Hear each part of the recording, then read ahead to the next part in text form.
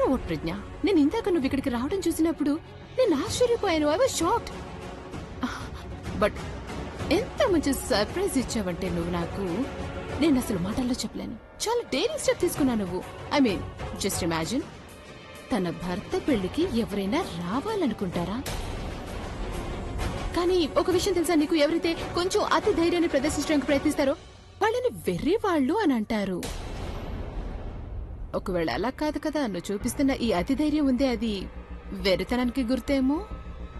But okay, yes, you know what, నాకు ఒక విషయం మాత్రం చాలా బాగా అర్థమైంది ప్రజ్ఞ. ఇవాల్టి రోజు చాలా హ్యాపీగా గడవబోతుంది. ఎందుకంటే ఈ రోజు ఇదంతా జరిగిన తర్వాత నీకు ఒక్కొక్క నిమిషం కూడా చాలా కష్టంగా గడుస్తుంది. నాకు ఒక్కొక్క సెకండ్ కూడా చాలా ఆనందం కలుగుతుంది. ఆఫ్టర్ ఆల్ ఈ రోజు కోసమే కదా నిరీక్షించింది. అండ్ జస్ట్ ఇమాజిన్ ప్రజ్ఞ, తన్నుది అనేది పెళ్లి అవుతుంది కదా, వాళ్ళు అగ్ని ప్రదక్షిణాలు 7 అడుగులు నడిస్తే అప్పుడు ప్రతి ఒక్క అడుగులోనూ నీకు మృత్యువు కనిపిస్తుంది. చాలా పెద్ద పెద్ద స్పీచ్లు ఇచ్చేదాను కదా, అన్నితోటి 7 జన్మలు బ్రతుకుతానని. ఇప్పుడు ఈ 7 అడుగుల్లో నువ్వు 7 సార్లు మరణించినట్టవుతుంది. ఈ రోజు వాళ్ళిద్దరికీ పెళ్ళైపోతుంది. నాకైతే చాలా సంతోషంగా ఉంది. ఆఫ్టర్ ఆల్ అన్నయ్యతో తను పెళ్లి జరిపించి నేను తను కలని నెరవేరుస్తున్నాను. ఇక నిన్నిలాంటి స్థితిలో చూసి నువ్వు సర్వనాశనం అవటం చూసి నేను నా కలని నెరవేర్చుకోబోతున్నాను. అరే ఆగు, ఎక్కడికి వెళ్తున్నావు డియర్? అంత తొందరే ఉంది. నా మాటలు ఇంకా పూర్తి అవ్వలేదు. మాటలు మొదలైందే ఇప్పుడు. ఇన్ఫాక్ట్ ఆనందం కూడా ఇప్పుడే కలగబోతోంది. ఆల్రెడీ ఇప్పుడు చెప్పినట్టు ఒక్కొక్క సెకండ్ ఆనందం కలుగుతుంది. సో వెయిట్ చేయడం ఎందుకు, ఎంజాయ్ చేయడం ఇప్పటి నుంచే మొదలు పెడతాను. ఒక పని చేయరాదు, తన రూమ్ లో పెళ్లి ఒకసారి చూసిరా, పెళ్లి కూతురు రెడీ అయిందో లేదో. రాక్ స్టార్ అభిషేక్ ప్రేమ్ మెహ్రా వధువు తను శ్రీ మెహతా. అండ్ సి, ఒకవేళ ఏదైనా లోపం అనిపించిందనుకో, లేదా ఏదైనా సరిగ్గా అనిపించకపోయినా ప్లీజ్ దాన్ని సరి చేయి. ఆఫ్టర్ ఆల్ పెళ్లి కూతురులాగా చాలా ఎక్స్పీరియన్స్ ఉంది కదా నీకు. నిలబడ్డావేంటి?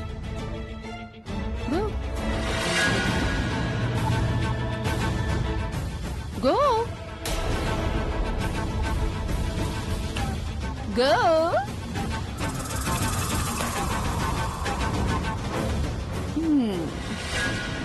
నైస్.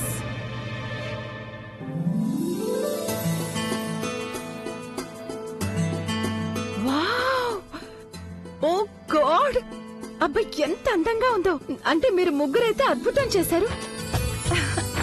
మీరైతే ఈ తనుని మొత్తానికి మొత్తం షేప్లే మార్చేశారు. ఎంత అందంగా కనిపిస్తుంది తను. ఇంతకు ముందు అందంగా కనిపించేది కదా? లేదు లేదు, నేను అలా అన్నానా ఏంటి? అంటే ముందు కూడా తను అందంగానే ఉండేదనుకో, కానీ ఇప్పుడు చూడండి, అరే అచ్చం పెళ్లి కూతురులా కనిపిస్తుంది.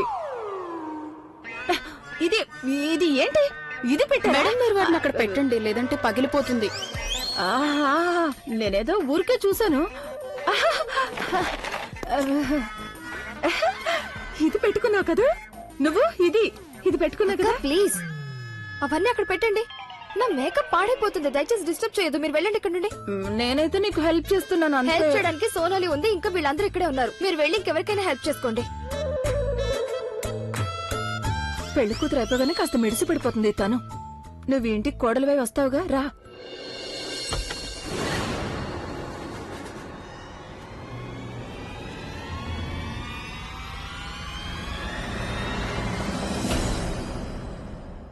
మేకప్ చేసుకోవడానికి వచ్చావా లేక చేయడానికా?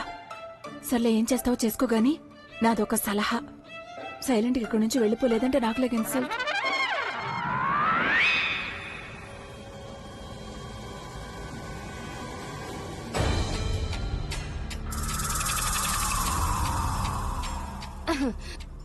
అరే ప్రజ్ఞ, అక్కడెందుకు నిలబడ్డావు?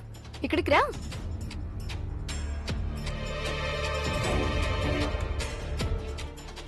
ఇప్పుడు ఎలాగో వచ్చావు కాబట్టి నాకు కొంచెం హెల్ప్ చేయి.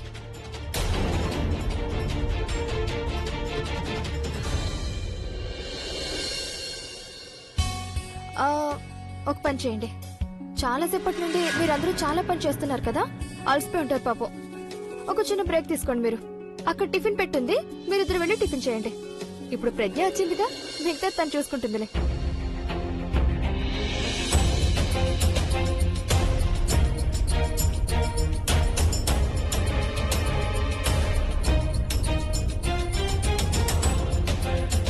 నువ్వు ఇక్కడికి రా ప్రజ్ఞ.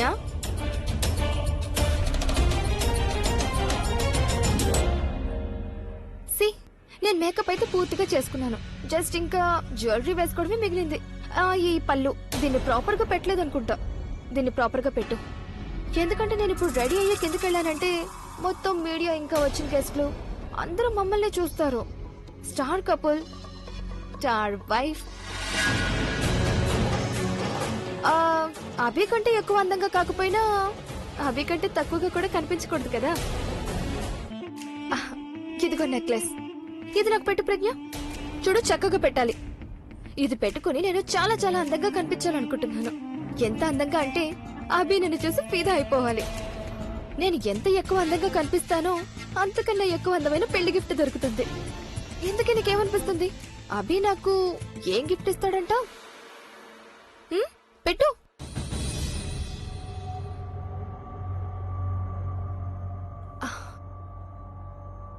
జాగ్రత్తగా గొంతుకేసి బిగించు మాకు.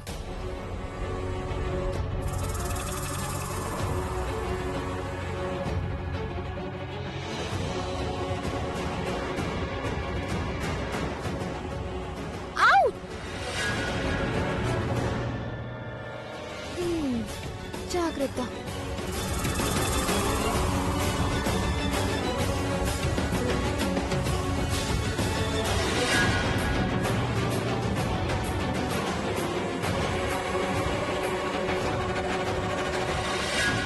ఇంకేమైనా పనుందా? ఆహా, ఈ పట్టీలు పెట్టాలి ప్రజ్ఞ. ఈ పట్టీలు మమ్మీ ఇచ్చింది. మమ్మీ చెప్పింది వీటిని పెట్టుకుని రేపు నేను పెళ్ళైన తర్వాత నడుస్తున్నప్పుడు అప్పుడు అభికి తెలిసిపోతుందంటే తను వస్తుందని. ఇక ఎలాగో భర్తకి భార్య సభ్యుడు తెలిసి ఉండాల్సి ఉంటుంది, అవునా? ఈ పట్టీలు పెట్టి నా కాళ్ళకి, ఎందుకంటే నా చేతులకి సరిగ్గా అందడం లేదు. నీ కజిన్ తో పెట్టించుకో, నేను కిందకు వెళ్తున్నాను. అరే, నువ్వు తప్పుగా అనుకున్నావు ప్రజ్ఞ. ఇప్పుడు దీంట్లో అంత అప్సెట్ అవ్వాల్సిందే ఉంది. ఇప్పుడు నువ్వు పూర్తి స్థాయిలో సవతివి అవ్వనే లేదు నాకు. ఎప్పుడైతే పూర్తి స్థాయిలో సవతివి అవుతావో అప్పుడు చూపించి ఈ పొగరు. ఇప్పుడు కాదు. అదే కాక నీకు కూడా తెలుసు కదా, అభి స్వయంగా చెప్పాడు కదా తన్నుని పెళ్లి చేసుకుంటున్నానని. నేనేమీ ఫోర్స్ చేయలేదు కదా. ఇక స్వయంగా తనే నిన్ను తన మనసులోంచి తీసేశాడు. బాధగా అనిపిస్తోందా? సరే, నువ్వు ఇక్కడికి పని చేయడానికి రాకపోతే మరి ఏం చేయడానికి వచ్చావు? ఒక ఆఖరి ప్రయత్నమా? బహుశా ఒకవేళ అభి మనసు గాని మారుతుందేమో అని, అప్పుడు తనుని వదిలేసి నన్ను పెళ్లి చేసుకుంటాడేమో అని. ఇలాగే ఆలోచించావు కదా నువ్వు. ప్రజ్ఞ, ఇంకా సేపట్లో నాకు అభికి పెళ్లి అవుద్ది. సో నువ్వు మా పెళ్లి చూసి సుష్టుగా కడుపు నిండా భోంచేసి వెళ్ళు.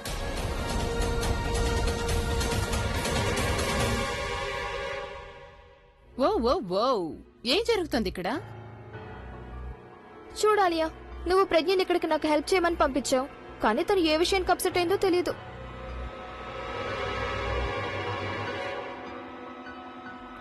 That's bad. పాపం మూడు పాడవుతుంది కదా తను. తప్పు నాదే. ఐఎమ్ సో సారీ నేను ఇక్కడికి పంపించినందుకు ప్రజ్ఞ. ఎందుకంటే బాధగా ఉంటుంది తను ఇలా అనే కోసం రెడీ అవుతుండడం చూస్తూ ఉంటే. నెవర్ మైండ్, నువ్వు ఒక పని చెయ్యి. నువ్వు అన్నయ్య దగ్గరికి వెళ్ళు ప్రజ్ఞ. నేను తన పెళ్లి డ్రెస్ తీసి బయట పెట్టాను. నువ్వు వెళ్ళి అన్నయ్యని రెడీ చెయ్యి. ఆఫ్టర్ ఆల్ తను నువ్వు లేకుంటే ఏ పని చేసుకోలేడు కదా. ఆఖరి రోజు పని చేసుకో. ఆ తర్వాత తనునే అన్నయ్య పనులన్నీ చేస్తుంది. అవునా?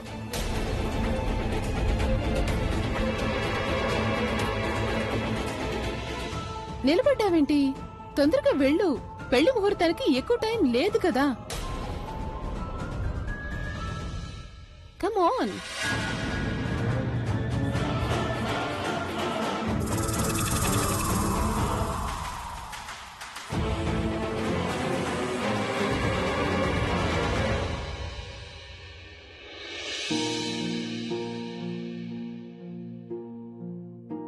అసలు మామూలుగానే నాకేదీ సరిగా గుర్తుండదు. దానికి తోడు ఈ రోజు మైండ్ పూర్తిగా పాడైపోయింది. అసలు ఈ పెళ్లి డ్రెస్ ఎక్కడ పెట్టానో జ్ఞాపకం లేదు. ఇప్పుడు ఎక్కడ వెతకాలి? ప్రజ్ఞ ఉండుంటే వెతికిచ్చేది. ప్రజ్ఞకి నాకంటే ఎక్కువగా తెలిసిన ఆ వస్తువుల గురించి.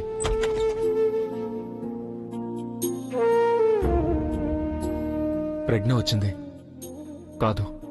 ఒకవేళ మళ్ళీ ప్రవీణ్ అయి ఉంటే మళ్ళీ క్లాస్ పీకుతాడు. అయినా ఓ లుక్ వేసి చూద్దాం ఎవరో.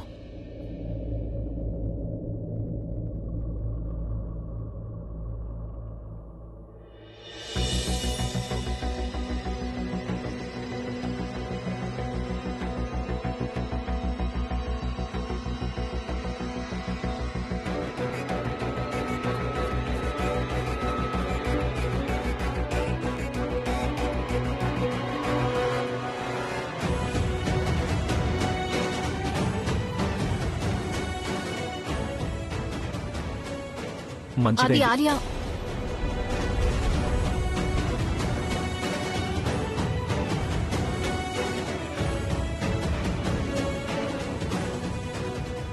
నువ్వు చెప్పు. ఆలియా చెప్పింది మీరు రెడీ అవడానికి హెల్ప్ కావాలి అని. అది నాది. నో అభి, నువ్వు ప్రజ్ఞకి ఎలా చెప్తావా పని? తన్ని నిన్ను ప్రేమిస్తుంది. తనకి చెప్తావా తన్ని పెళ్లి డ్రెస్ వెతికివ్వాలని? ఆల్రెడీ పాపం తన్ని చాలా హర్ట్ చేశావు. ఇంకా ఎంత చేస్తావు? ఏమీ చెప్పాల్సిన అవసరం లేదు. నాకు తెలుసు. బట్టలు ఎక్కడ పెట్టారు మర్చిపోయారు. మీ బట్టలు ఎక్కడుంటాయో నాకు తెలుసు. నేను తెస్తాను.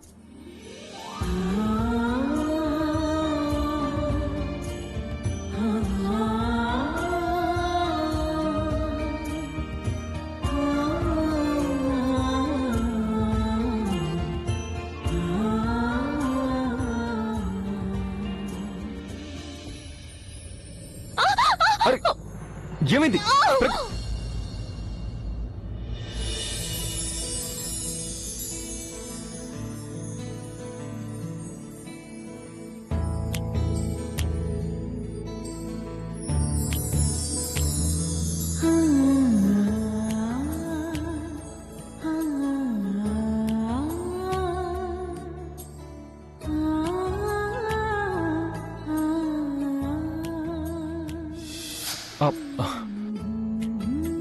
ఇప్పుడు చక్కగా ఉన్నావు. ముందు హెల్పర్ లాగా కనిపించావు, ఇప్పుడు పెళ్ళంలాగా కనిపిస్తున్నావు.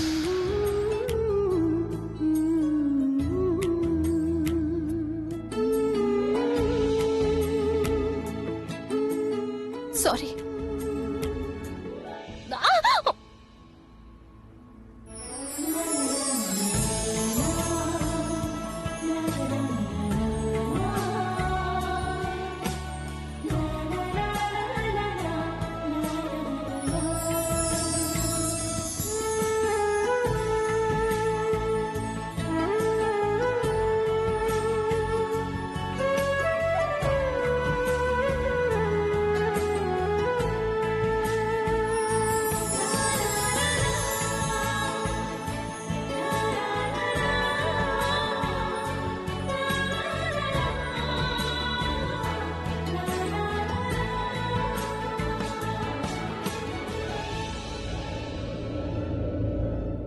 నేను వెళ్తాను. నేను కొంచెం నీతో మాట్లాడాలి. అది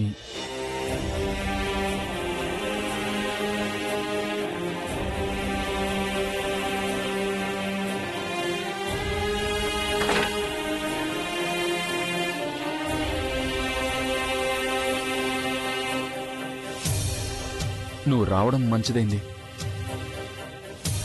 ఇప్పుడు నేను నీతో ఒకటి చెప్పాలి. అది నాకు పెళ్ళవుతుంది కాబట్టి నేను అనుకుంటున్నాను. అంటే అంటే ఏంటంటే మనిద్దరం ఏ పొజిషన్లో ఉన్నామో, అంటే మనం ఇద్దరం ఒకరినొకరు ప్రేమించుకుంటున్నాం. ఇంకా మనం ఈ విషయం కన్ఫెస్ కూడా చేసుకున్నాం. కాబట్టి ప్రజ్ఞ, పెళ్ళైన తర్వాత మనం ఒకచోట ఉండడం మంచిది కాదు. నా ఉద్దేశం ఏంటంటే మనం ఒకరినొకరు కలవడం కూడా మంచిది కాదు. నువ్వు నా దగ్గర పనిచేయడం కూడా మంచిది కాదు.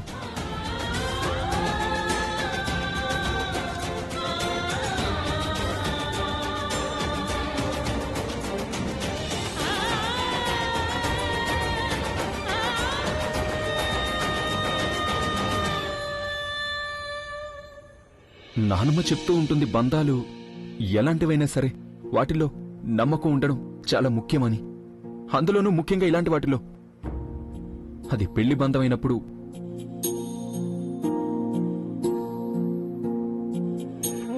దానిలో అయితే కొంచెం ఎక్కువ నమ్మకం ఉండాలట. ఎందుకంటే ఎవరినైతే నేను పెళ్లి చేసుకుంటున్నానో తన వాళ్ళందరినీ వదులుకొని నా దగ్గరకు వస్తుంది. నా మీద నమ్మకంతోటి.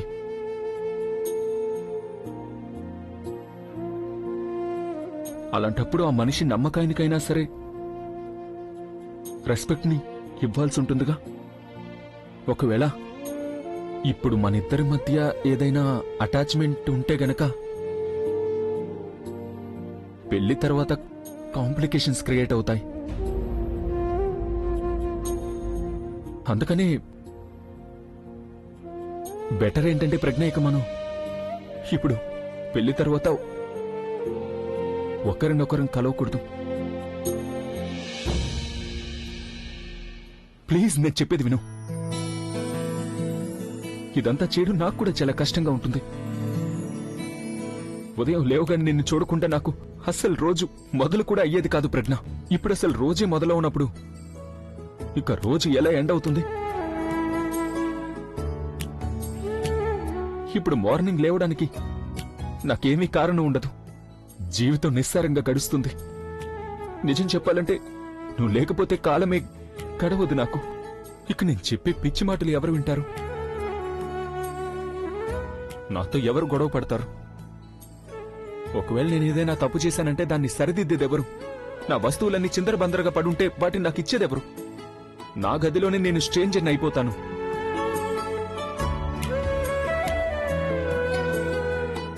నా కోసం కాఫీ ఎవరు తెచ్చిస్తారు? ఇక అన్నిటికంటే ఇంపార్టెంట్ విషయం ఏంటంటే నా మ్యూజిక్ కోసం నాకు ఇన్స్పిరేషన్ ఎవరు ఇస్తారు?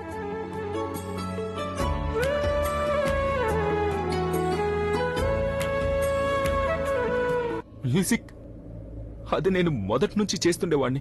కానీ మ్యూజిక్ ని మనసు పెట్టి చేయడం నువ్వే నేర్పించావు. మనసుతో పాటలు పాడడం నువ్వే నేర్పించావు. ఒకవేళ నువ్వు వెళ్ళిపోయావంటే అప్పుడు నాకెలా అనిపిస్తుందంటే ప్రజ్ఞ ఎవరో నా నుండి నా గుండెను లాగేసుకున్నట్టుగా. లేదంటే నా మ్యూజిక్ నుంచి దాని సోల్ని లాక్కున్నట్టు. ఎప్పుడైతే నేను నిన్ను కలిశానో అప్పుడే తెలిసింది నాకు ప్రేమంటే ఏంటనేది.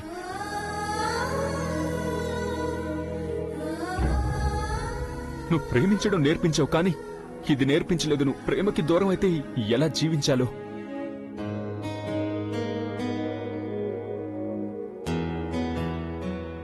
కానీ నువ్వే చెప్తుంటావుగా, లైఫ్ అందరికంటే పెద్ద టీచర్ అవుతుందని. కాలమే నిన్ను కలిపింది కాబట్టి కాలమే నువ్వు లేకుండా బతకడం కూడా నేర్పిస్తుంది నాకు. కానీ ఒక లెసన్ అయితే నేర్చుకున్నాను నేను. ఎవరినైతే మనం అందరికంటే ఎక్కువగా ప్రేమిస్తామో అందరికంటే ఎక్కువ బాధ కూడా వాళ్ల వల్లే కలుగుతుందని.